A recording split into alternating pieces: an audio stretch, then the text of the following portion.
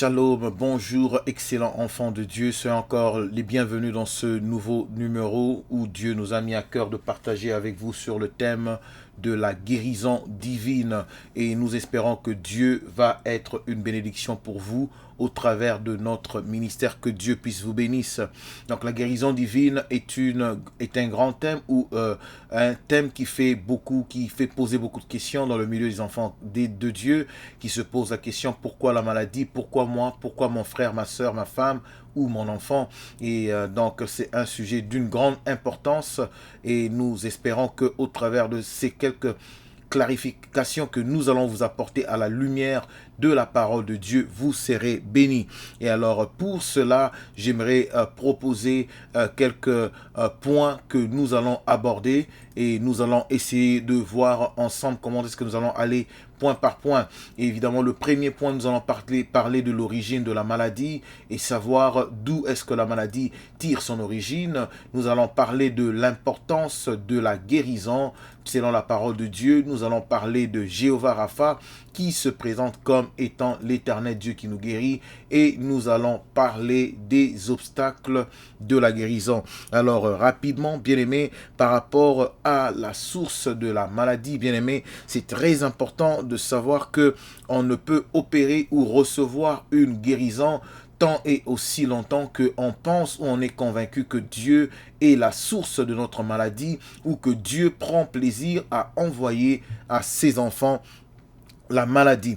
Alors, c'est pour cela que nous devons essayer de savoir comment vraiment réagir proprement, quelle attitude en tant qu'enfant de Dieu nous devons avoir en face de la maladie. Donc ici, je veux parler indifféremment pour les disciples de Dieu qui vont prier pour les gens qui sont malades, et je vais aussi prier pour les gens qui doivent en fait recevoir la guérison de la part de Dieu. Et évidemment, à chaque fois qu'on se retrouve dans le cas de maladie et qu'on doit prier pour quelqu'un, il y a toujours beaucoup de questions qui se posent, comme je l'ai dit. Les gens qui vont se poser la question de dire: est-ce que la maladie vient de Dieu ou ça vient de Satan? Évidemment, bien-aimé, la vérité, il n'y a que la vérité de la parole de Dieu qui peut apporter la liberté. Donc sans la vérité, on ne peut avoir la liberté. C'est pour ça que c'est très important de voir à la lumière de la parole de Dieu qu'est-ce que le Seigneur nous montre dans sa parole concernant la maladie.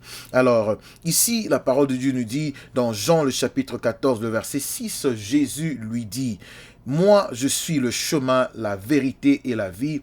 Nul ne vient au Père que par moi. Et dans Jean 8, 32, la parole de Dieu nous dit que vous connaîtrez la vérité et c'est la vérité que vous connaîtrez qui vous affranchira.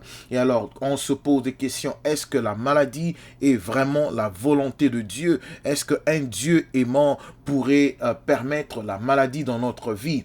Et si, bien aimé, la maladie, comme je l'ai dit précédemment, si c'est Dieu qui prenait plaisir à faire souffrir ses enfants bien-aimés, donc il n'y a pas de raison que l'on puisse croire en ce Dieu pour nous guérir, parce que déjà on a mis dans notre tête qu'il est à l'origine de notre maladie. Donc j'aimerais encourager déjà une personne à enlever cette idée et de comprendre que la guérison divine est dans la pleine volonté de Dieu, et que Dieu, on n'a pas besoin que Dieu puisse révéler une volonté qui est déjà révélée dans la parole de Dieu. Et la parole de Dieu nous dit dans le livre de Marc, le chapitre 1, à partir du verset 39 au verset 41, pendant que un lépreux ou les malades s'approchaient de lui pour savoir si c'était la volonté de Dieu qu'il soit guéri, la parole de Dieu nous dit: et il s'en alla par toute la Galilée, prêchant dans toutes les synagogues en chassant les démons.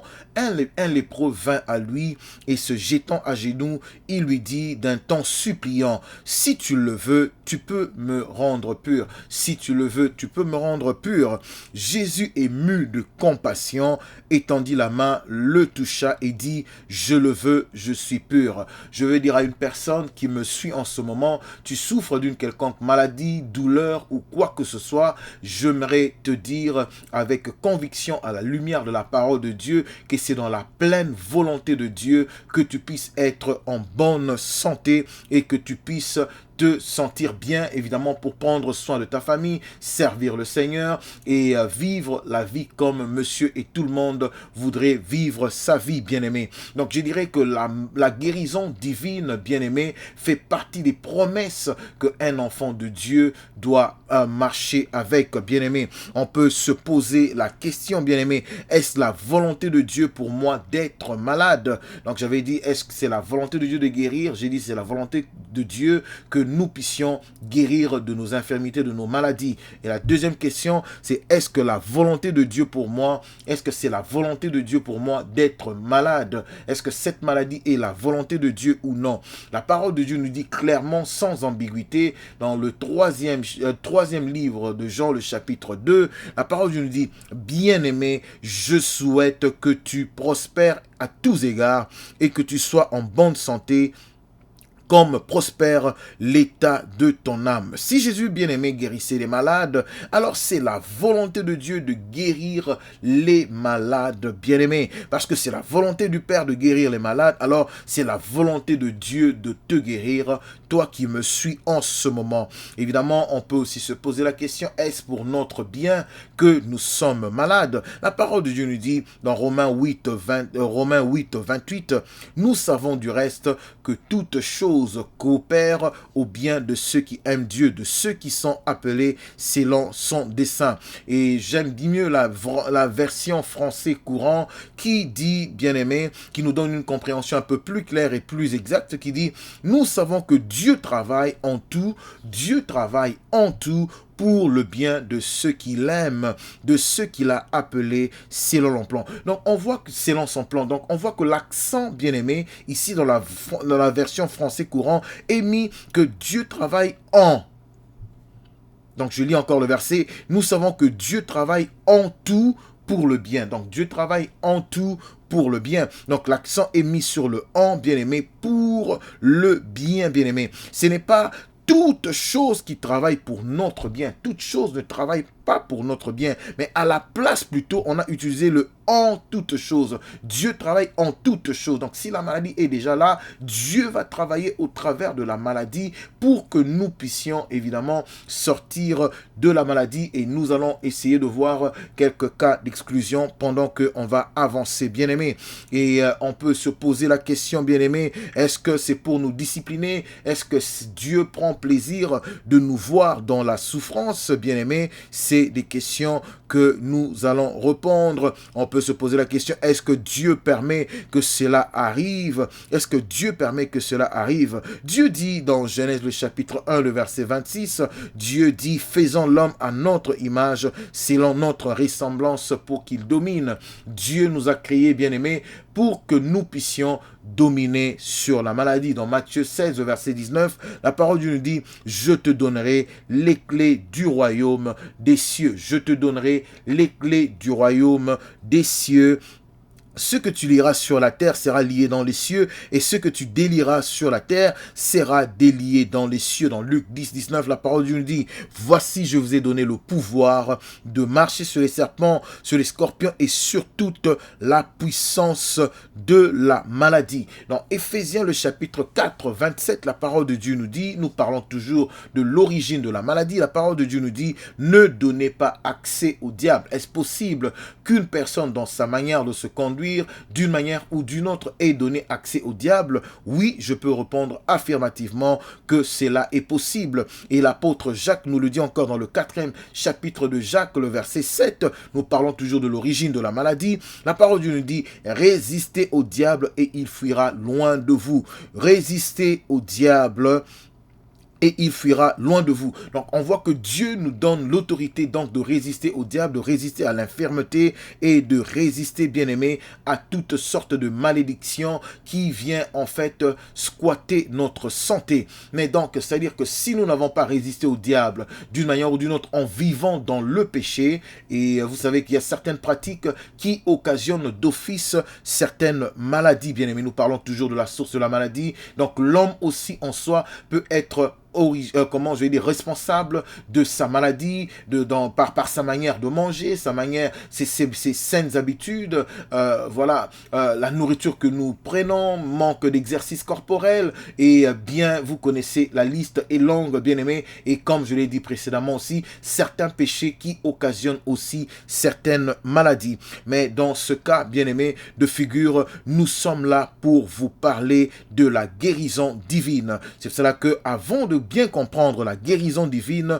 nous avons tâché, bien aimé, de vous parler en quelques mots de l'origine de la maladie. Encore une fois de plus, la maladie peut avoir une origine microbienne, bactérienne, elle peut être d'origine infectieuse et elle peut être aussi d'origine démoniaque. Mais dans tous les cas, Dieu nous promet la guérison. L'importance de la guérison, parce que la maladie est entrée dans le monde d'une manière ou d'une autre, bien aimé, il se fait que, bien aimé, l'homme se trouve impuissant deux fois sans Dieu. Sans Dieu, l'homme est impuissant pour apporter la guérison dans la santé qui est déjà défaillante.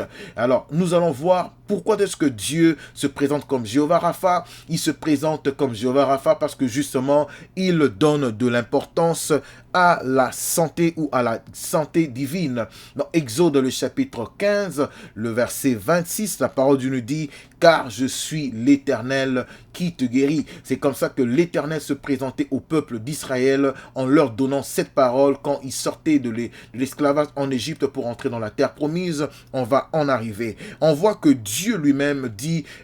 il dit dans 3 Jean 2 que j'ai lu précédemment, bien-aimé, je souhaite que tu prospères à tous égards et que tu sois en bonne santé comme prospère l'état de ton âme. Jean 6, le verset 38 nous dit, car je suis descendu du ciel pour faire non ma volonté, mais la volonté de celui qui m'a envoyé. Je peux dire ici affirmativement, bien-aimé, que la guérison est dans la pleine ligne de la manifestation de la volonté du royaume des cieux. Dans le royaume des cieux, bien aimé, il n'y a pas de gens malades. Alors Dieu aussi aimerait que ses enfants, même de leur vivant ici sur cette terre, qu'ils puissent être en bonne santé. On voit le Seigneur Jésus-Christ aussi dans son ministère ici sur cette terre. Dans Marc, le chapitre 1, le verset 40 et le verset 41, la parole de Dieu nous dit, un lépreux vint à lui et se jetant à genoux, il lui dit, d'un ton suppliant, si tu veux, tu peux me rendre pur. Jésus était ému de compassion.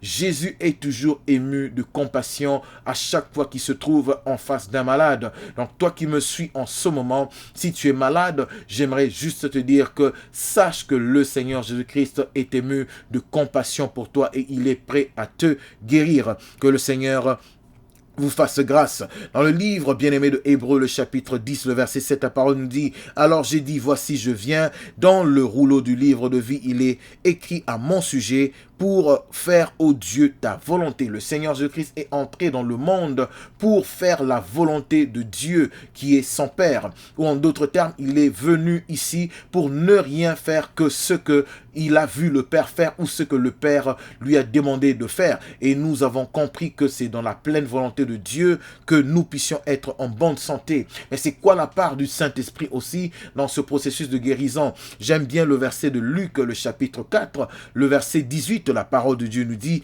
l'Esprit du Seigneur est sur moi, parce qu'il m'a oint pour guérir ceux qui ont le cœur brisé. Donc on commence d'abord par guérir.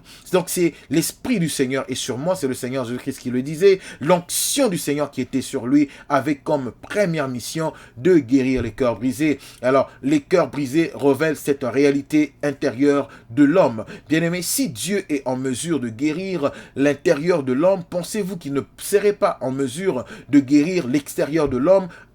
Comment je vais dire, en parlant du corps. Donc, je parle de la guérison au niveau de l'esprit, au niveau de l'âme et au niveau du corps. La même puissance rédemptrice, bien-aimé, ou la puissance expiatoire qui a ôté le péché pour nous donner la vie en Jésus-Christ est la même puissance qui nous accorde la guérison dans le nom de Jésus. La parole de Dieu nous dit dans Actes, le livre des Actes des Apôtres, le chapitre 10, le verset 38, vous savez comment Dieu a oint d'Esprit Saint et de puissance Jésus de Nazareth, qui allait de lieu en lieu, faisant le bien et en guérissant tous ceux qui étaient sous l'oppression du diable, et guérissant tous ceux qui étaient sous l'oppression du diable, car Dieu était avec lui. Bien-aimé, deux fois la guérison, bien-aimé, Dieu accompagne ses serviteurs, ses disciples d'une onction de guérison pour aussi confirmer sa parole. Bien-aimé, la parole de Dieu nous dit dans le livre de Marc, le chapitre 16, le verset 20, pendant que le Seigneur Jésus-Christ parlait en fait de la commission qu'il donnait aux disciples pour confirmer la parole, il dit, et ils s'en allèrent prêcher partout, le Seigneur travaillait avec eux et confirmait la parole par des signes qui l'accompagnaient. Donc la guérison est aussi un de ces signes. Bien-aimés, nous devons croire en cela. Nous sommes toujours dans notre deuxième point où nous parlons de l'importance de la guérison. Le Seigneur Jésus-Christ n'est pas allé à la croix en tourisme, bien-aimés. La parole de Dieu nous dit dans Ésaïe le chapitre 53, le verset 5, mais il était transpercé à cause de nos crimes, écrasé à cause de nos fautes.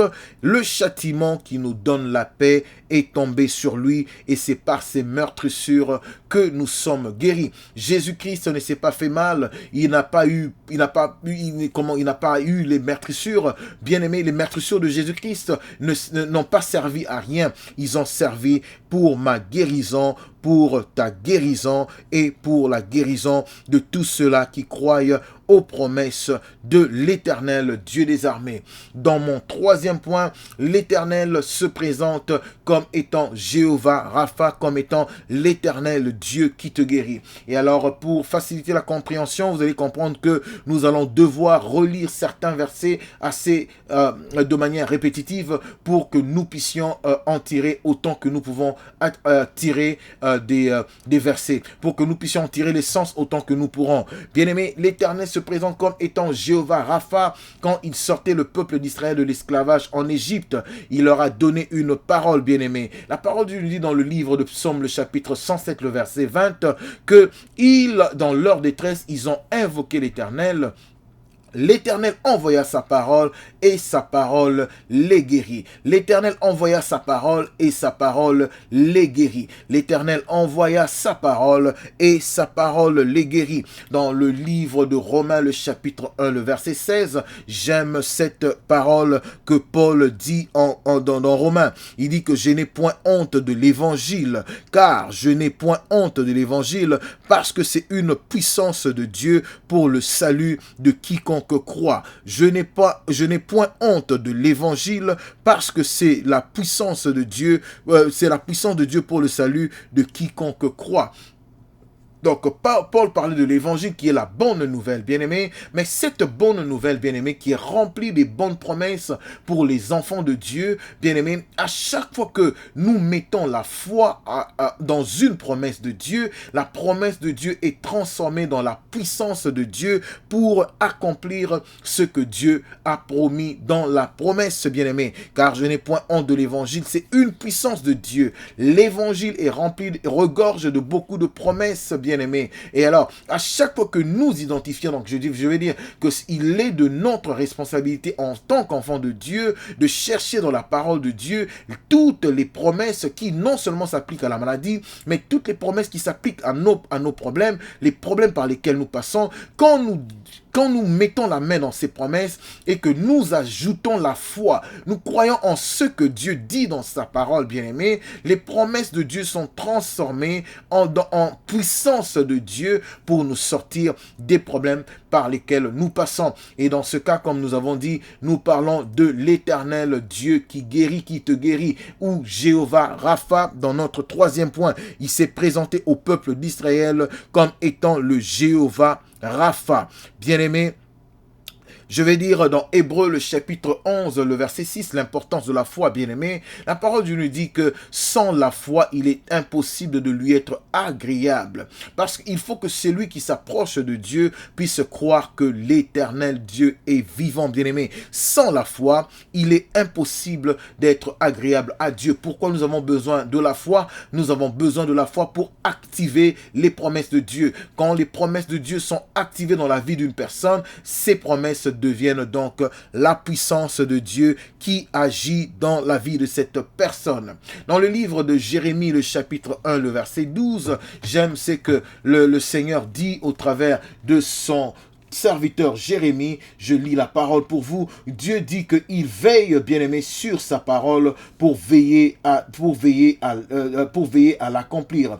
Il dit que je veille sur ma parole. Je cherche le livre de Jérémie, le chapitre 1, le verset 12. Il dit, je veille sur ma parole pour veiller à l'accomplir. Dieu veille sur sa parole et il l'accomplit certainement dans la vie de ses enfants. Et l'Éternel me dit, tu as bien vu car je veille sur ma parole pour l'exécuter. Car je veille sur ma parole pour l'exécuter. Exode 15, 26, l'Éternel se présente à son peuple comme étant l'Éternel Dieu qui te guérit. Il dit à son serviteur Moïse, va dire à mon peuple Israël que je suis l'Éternel Dieu qui te guérit.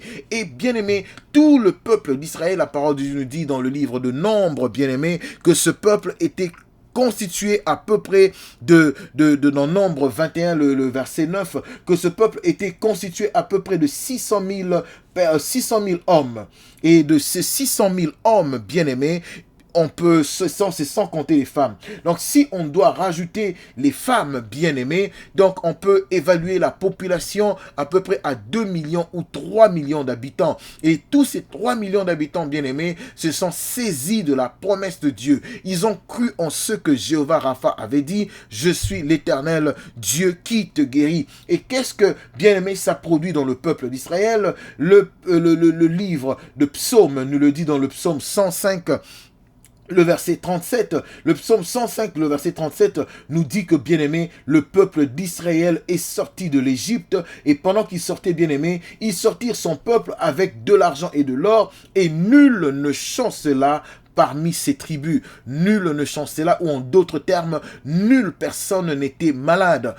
Indépendamment de leur âge, quel que soit l'âge, bien-aimé, tout le monde, les vieux, jeunes et les bébés, ils étaient tous en bonne santé. Pourquoi? Parce que ils étaient couverts par la promesse de Dieu qu'il avait donnée à son serviteur. Il a dit, va dire à mon peuple, je suis l'Éternel Dieu qui t'ai guéri. Ils ont cru en l'Éternel Dieu qui pouvait les protéger, les guérir, même pendant 40 ans dans le désert, bien-aimés, tout ce qu'ils ont passé, bien-aimés, l'Éternel était sur eux pour les guérir et ils sont sortis de l'Égypte sans pour autant chanceler, bien-aimés. Il n'y a que le doute, bien-aimés, qui peut changer le je suis de Dieu en j'étais. Qu'est-ce que je veux dire par là, bien-aimés? C'est quand on doute que l'on commence à se dire peut-être que Dieu était Jéhovah Rapha, mais il ne l'est plus. Bien-aimés, laisse-moi te dire aujourd'hui au travers de cette étude biblique qu'il dit que je suis l'Éternel Dieu qui te guérit. Si tu crois en cela et que tu souscris en cela peut devenir une réalité pour toi, bien-aimé. Les promesses de Dieu, bien-aimé, ne peuvent être déclarées, bien-aimé, que là où la volonté de Dieu est certaine, là où on a la pleine connaissance de la volonté de Dieu. Or que cette volonté nous est pleinement présentée dans les Écritures et nous avons lu les versets, bien-aimés. Mais quand on commence déjà à se douter, à se poser les questions, est-ce que c'est la volonté de Dieu que telle ou telle autre personne puisse guérir, bien-aimé? Déjà, on ferme la porte à la guérison. Je comprends que, bien-aimé, Dieu peut ponctuellement donner une direction claire, une directive claire, bien-aimé, aux gens qui prient pour dire que celui-ci est mon serviteur et que j'aimerais peut-être le prendre auprès de moi. Quoi que vous priez, moi, l'Éternel, je vais prendre cette personne. Et voilà, Dieu est souverain. Mais tant et aussi longtemps qu'on n'a pas une directive clair de la part du Seigneur en dehors de sa parole, bien-aimé, on devrait nous en tenir à la présentation de la Bible qui présente notre Dieu comme étant le Jéhovah Rapha. Et à chaque fois qu'on se tient devant un malade, bien-aimé, pas de temps à perdre, on doit prier pour demander que la compassion et la miséricorde de Dieu puissent être sur la vie de la personne souffrante. Que Dieu puisse nous faire grâce. Et nous avons dit dans le livre de Marc, le chapitre 1, le verset 41, ce lépreux qui était impur et qui était malade, bien-aimé, il s'est présenté devant le Seigneur et il a demandé, est-ce ta volonté que je puisse être guéri? Le Seigneur lui a dit, eh bien, c'est ma volonté, bien-aimé. Le livre de Nombres, le chapitre 21, le verset 9 nous dit que Dieu ordonna, bien-aimé, à Moïse d'élever un serpent d'airain après que le peuple était tombé dans le péché de murmure, bien-aimé. Le Seigneur a dit à Moïse, tu élèveras un serpent d'airain. Et tout Moïse fit un serpent d'airain et le plaça sur une perche. Et quiconque qui avait été mordu par un serpent et qui regardait le serpent d'airain conservait la vie. Jésus a dit dans le livre de Jean, de la même manière que le serpent d'airain était élevé dans le désert, c'est de la même manière que le Fils de l'homme, Jéhovah Rapha, bien-aimé, doit être élevé dans nos vies, bien-aimé. Jésus est celui qui nous guérit de toutes les maladies. Il a porté de toutes nos maladies, de nos iniquités. Le châtiment qui nous donne la paix est tombé sur lui. Toute personne malade qui regarde à Jésus est garantie d'être guérie, bien-aimé. La parole de Dieu nous dit dans le 8e chapitre du livre des Actes des Apôtres, le verset 6 et 8, que Philippe, bien-aimé, dans son action d'évangélisation, bien-aimé, quand il évangélisait en Samarie, bien-aimé, Dieu confirmait sa parole par des miracles, des signes, des prodiges, et les gens étaient guéris par le ministère, bien-aimé, de Philippe. La parole de Dieu nous dit, les foules tout entières étaient attentives à ce que disait Philippe lorsqu'elles apprirent et vinrent les miracles qu'il faisait, car des esprits impurs sortirent de plusieurs démoniaques en poussant des grands cris, et beaucoup de paralytiques et de boiteux furent guéris. Donc, quand les gens ont reçu le salut, parce que le salut, bien-aimé, emprunte la même voie, ou la guérison emprunte la même voie du salut, qui agit par la puissance de l'expiation du sang de Jésus, la même puissance de la rédemption qui agit, bien-aimé, pour notre salut, et la même puissance qui agit pour notre guérison. Alléluia, bien-aimé. Les gens ont reçu le salut et Dieu a manifesté sa puissance par des guérisons extraordinaires. La parole de Dieu nous dit dans Ésaïe le chapitre 53, le verset 5, bien-aimé, Ésaïe, le livre du prophète Ésaïe, le chapitre 55, le verset 5.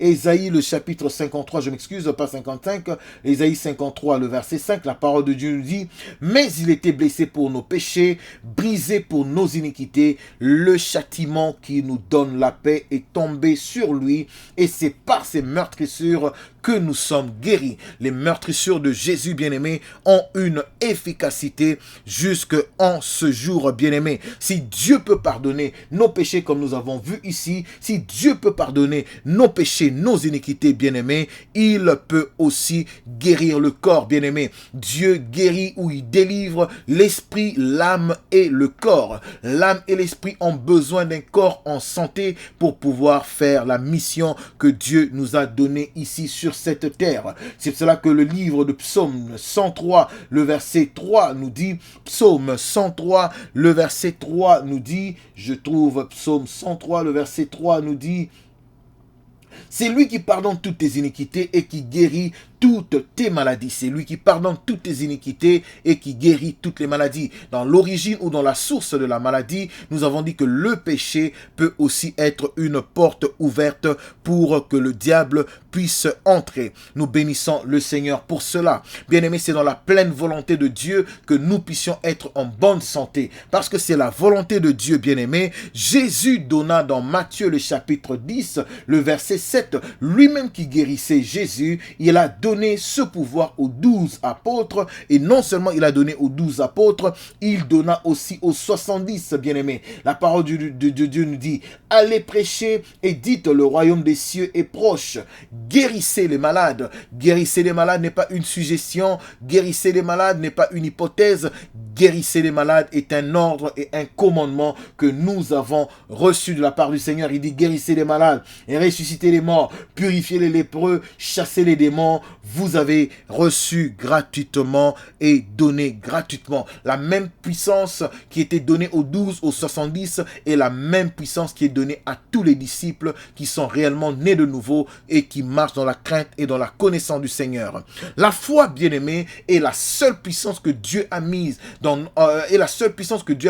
entre nos mains, bien-aimées, pour activer les promesses, toutes les promesses et entrer à la guérison divine. Sans la foi, bien-aimée, aucune promesse ne peut être transformée en puissance de Dieu pour la guérison des personnes qui sont malades. Comme je l'ai dit, le doute, bien-aimé, est la seule puissance qui peut agir en nous pour annuler, bien-aimé, l'accomplissement de ses promesses. Bien-aimé, et rapidement, j'aimerais parler du quatrième point, les obstacles de la guérison. Rapidement, la parole de Dieu nous dit dans Romains 10, 17 que la foi vient de ce que l'on entend et ce que l'on entend vient de la parole de Dieu. Bien-aimé, la foi vient aussi de ce que tu peux entendre des professionnels, des opinions des gens, des documentaires, tout ce qui a été dit sur la maladie par laquelle tu passes, bien-aimé. Si tu mets foi en cela, tu crois en cela et que tu te mets dans le même sac que monsieur et madame, tout le monde, bien-aimé, sache que cela peut constituer un grand obstacle à la manifestation, bien-aimé, de la guérison dans ta vie. Rappelez-vous, Jean 8, 32 nous dit, vous connaîtrez la vérité et c'est cette vérité que vous connaissez que vous serez affranchis. Jacques 1, 6 nous le dit aussi. En deuxième point, dans les obstacles, je dirais l'ignorance, bien-aimé, ou un déficit d'enseignement. Beaucoup de gens ont mal présenté le sujet de la guérison divine pour dire est-ce la volonté de Dieu ou pas la volonté de Dieu. Beaucoup de gens tergiversent autour de ce sujet. Je peux vous le dire dans l'affirmative et je vous ai démontré dans les versets que c'est dans la pleine volonté de Dieu que les malades puissent être guéris. Bien-aimé, pendant qu'on prie pour les malades, bien-aimé, à chaque fois qu'on se trouve devant un malade, on doit prier pour que le malade puisse retrouver sa santé. Comme nous avons vu dans Matthieu 10, le Seigneur nous commande de prier pour les malades et que tous les malades puissent être guéris au nom de Jésus. Pourquoi? Parce qu'il est le Jéhovah Rapha. Mais si le Seigneur ponctuellement donne une directive pour dire que, bien-aimé, il voudrait au travers de la maladie, bien-aimé, rappeler son serviteur, sa servante, sa fille ou son fils. Dieu est souverain de faire ce qu'il veut, bien-aimé. Restons toujours ouverts et restons toujours sous la conduite du Saint-Esprit, bien-aimé. Mais si on n'a pas de directive claire de la part du Seigneur, bien-aimé, nous devons nous en tenir à ce que la parole de Dieu nous dit. Encore une fois plus, j'ai dit, Dieu ne révèle pas de volonté par rapport à quelque chose si la volonté est déjà pleinement révélée dans la parole de Dieu. Qu'est-ce que nous voulons dire? C'est dans la pleine volonté de Dieu que tous les malades puissent être guéris, bien-aimés. C'est ça que j'ai parlé de la déficit, bien-aimé, de l'enseignement. La parole de Dieu nous dit que c'est lui qui croit dans son cœur et qui confesse dans sa bouche que le Seigneur Jésus-Christ est Dieu, il sera sauvé. Romains, le chapitre 10, le verset 3, la parole de Dieu nous dit, si tu confesses de ta bouche le Seigneur Jésus, et si tu crois dans ton cœur que Dieu l'a ressuscité des morts, tu seras sauvé. Et Dieu l'a ressuscité des morts, tu seras sauvé. Mais nous voyons en fait dans Marc le chapitre 6, le verset 5 à 6, Dieu nous dit il ne put faire là aucun miracle, et si ce n'est qu'il imposa la main à quelques malades et les guérit. Bien-aimé, et il les guérit. Et il les guérit. Et il les guérit. Quand je regarde dans le verset 56, la parole de Dieu nous dit, en quelques lieux qu'il arriva, dans les villages, dans les villes ou dans les campagnes, on mettait les malades sur les places publiques et on le priait de leur permettre seulement de toucher le bord de son vêtement, et tout ce qui le touchait était guéri. Et tout ce qui les touchait était guéri. Dans ce verset, le guéri qui est touché ici, en fait, bien aimé, en grec, ils utilisent le même mot que Romains 10, 9, en parlant du salut, bien aimé. Donc, on peut conclure ici que la guérison et le salut tirent, bien-aimés, leur source à partir d'un même mot, qui est la sozo. Sozo en grec qui veut dire salut. Et dans le salut, bien-aimé, on a la guérison. Dans le salut, on a la guérison. Pourquoi on a la guérison? Parce que la parole de Dieu nous dit que la puissance qui a ramené le Seigneur Jésus-Christ de la mort à la vie est la même puissance qui agit en nous. La même puissance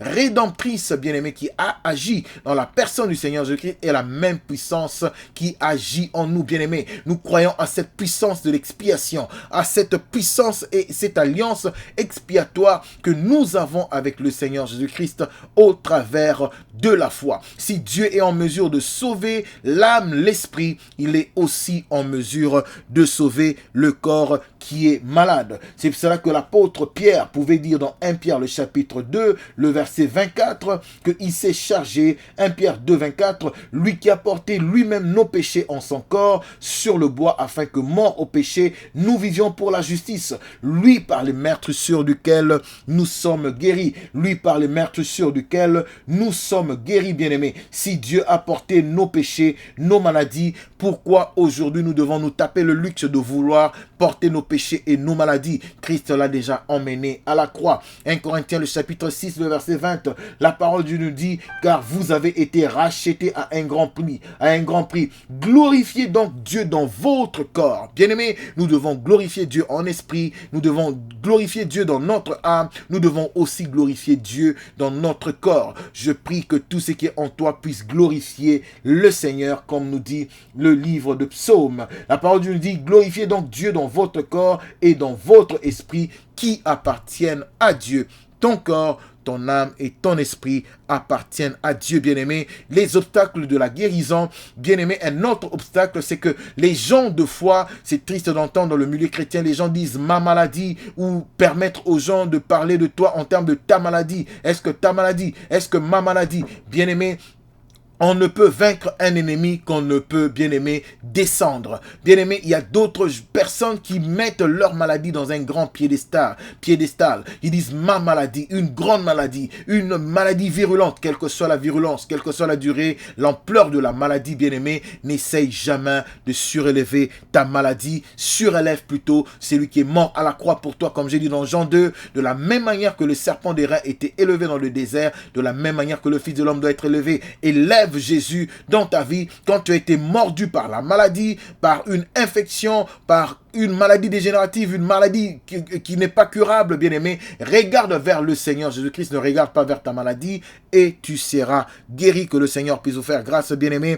Dans Romains 10, 9 que nous avons lu, nous pouvons voir que la confession a précédé le salut. Confesse que je suis guéri dans le nom de Jésus par les promesses de Dieu. Récite les promesses de Dieu. Récite ce que la parole de Dieu dit par rapport à ta maladie et crois au Seigneur Jésus-Christ. Mets la foi non pas au rapport des médecins, mets la foi non pas au rapport des statistiques ou quoi que ce soit, mais mets la foi en ce que Dieu dit et Dieu se manifestera dans ta main. N'est-ce pas que la parole de Dieu nous dit dans Proverbe 18, 21 que le pouvoir de la vie et de la mort sont la bouche, le pouvoir de la vie et de la mort sont au pouvoir de la bouche. Bien-aimé, ta guérison est entre ta bouche. Crois au Seigneur Jésus-Christ, crois que Dieu peut utiliser des serviteurs, des servantes pour être une bénédiction pour toi, être une bénédiction ou une voie par laquelle Dieu va te guérir. Que l'Éternel vous bénisse. Nous pensons que Dieu vous a édifié aujourd'hui au travers de notre ministère. Que l'Éternel vous bénisse et nous vous donnons rendez-vous à notre prochaine émission. Que l'Éternel vous bénisse. Merci.